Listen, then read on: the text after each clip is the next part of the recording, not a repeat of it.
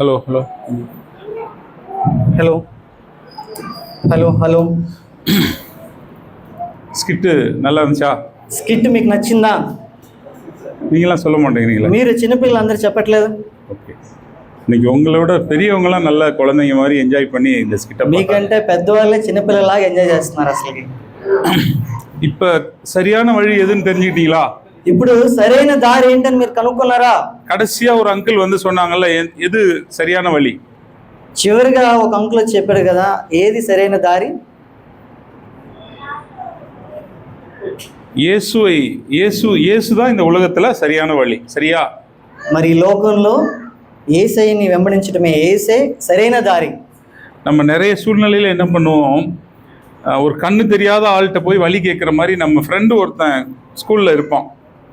చాలా సందర్భాల్లో మనం ఏం చేస్తామనంటే, కళ్ళు కనిపించని అటువంటి వాళ్ళని మనం సహాయం అడుగుతాం. ఉదాహరణకి స్కూల్లో మీ ఫ్రెండ్స్ ఉంటారు కదా, మీ ఫ్రెండ్స్ అనుకోండి, அவங்களுக்கே எது சரியான வழின்னு தெரியாது. మీ ఫ్రెండ్స్కే వాళ్ళకే ఏది సరైన దారని తెలీదు. அவங்க அம்மா அப்பாவுக்கு கீழ்ப்படியாமல் இருக்கணும், அதுதான் சரியான வழின்னு சொல்லுவாங்க. వాళ్ళు ఏం చెప్తారనంటే, అమ్మ నాన్న చెప్పిన మాటలు వినకూడదు, అదే సరైన దారని చెప్తారు. ஃபோனில் இதெல்லாம் பாரு, இந்த கேம்ஸ் எல்லாம் விளையாடு, இஷ்டத்துக்கு நீ இருக்கலாம் அப்படின்னு சொல்லுவாங்க. ఫోన్లో ఇవన్నీ చూడు, ఈ గేమ్స్ ఆడు, నువ్వు ఇష్టానికి నువ్వు ఉండొచ్చు అని చెప్తారు. நீ ஒரு பிரச்சனையில மாட்டிக்கிட்ட அப்படின்னா பொய் சொல்லி தப்பிச்சுக்கலாம், பொய் சொல்றது நல்லதுன்னு சொல்லுவாங்க. ఏదైనా నువ్వు ఒక పరిస్థితిలో చిక్కుకుపోయి ఉంటే, ఆ పరిస్థితిలో నువ్వు అబద్ధం చెప్పి నువ్వు తప్పించుకో అని నీకు చెప్తారు, సలహా ఇస్తారు. ஸோ அவங்க சொல்றதெல்லாம் நம்ம கேட்டா என்ன அர்த்தம்? వారు చెప్పే ఆలోచనలన్నీ మనం వింటే దాని అర్థం ఏంటి? கண்ணு தெரியாத நபர் சொல்ற வழியில போறதும், காது கேட்காத ஒருத்தர் சொல்றதை கேட்கறது, அப்புறம் மென்டலா இருக்கிற சொல்ற ஆள் கேட்கறது மாதிரி தான் அர்த்தம்.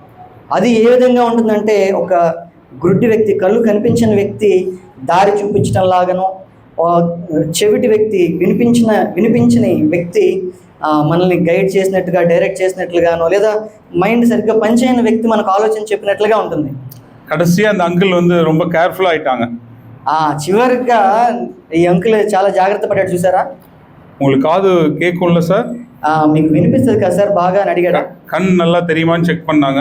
మీకు కళ్ళు బాగా కనిపిస్తాయి కదా? அதுக்கப்புறம் மென்டலி நல்லா இருக்காரான்னு பார்த்தாங்க. మీ మైండ్ సరిగ్గా పనిచేస్తుందా?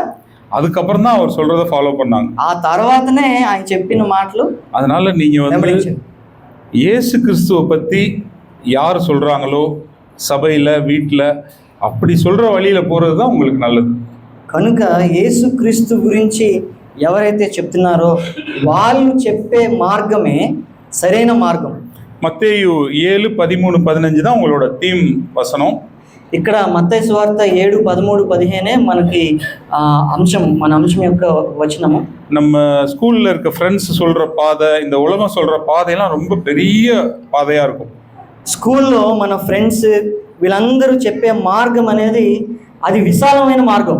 அது கடைசியில என்ன ஆகும், நம்மளை போய் அழிவுல சேர்த்துரும். అది చివరికి ఎక్కడ ముగుస్తుందని అంటే, ఓటమిలోనికి, నాశనంలోనికి మనం ముగిస్తుంది. ஆனா உங்க அம்மா அப்பா சொல்றது, சர்ச்சில் சொல்றது, அங்கிள் ஆண்டி சொல்றது, இந்த மாதிரி விபிஎஸ்ல சொல்லி கொடுக்குற பாதை குறுகலான பாதை.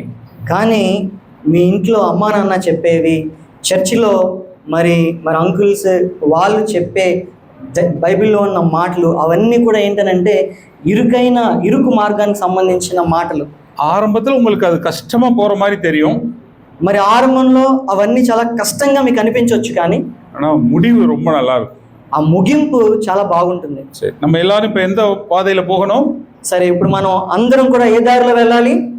எந்த பாதையில போகணும்? ఏ దారిలో వెళ్ళాలి?